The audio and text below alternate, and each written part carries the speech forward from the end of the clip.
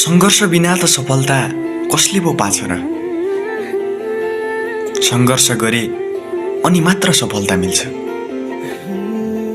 अनि त्यही सफलतासँगै मिल्ने खुसी अनुभूतिका लागि हो जिन्दगी जिउने।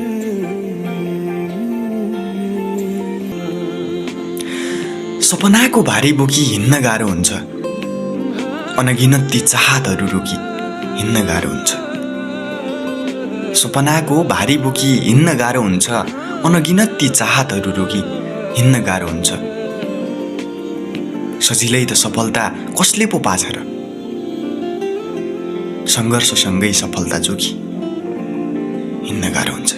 कैसा प्यार तू जताए, कैसे पास मेरे आए, कैसा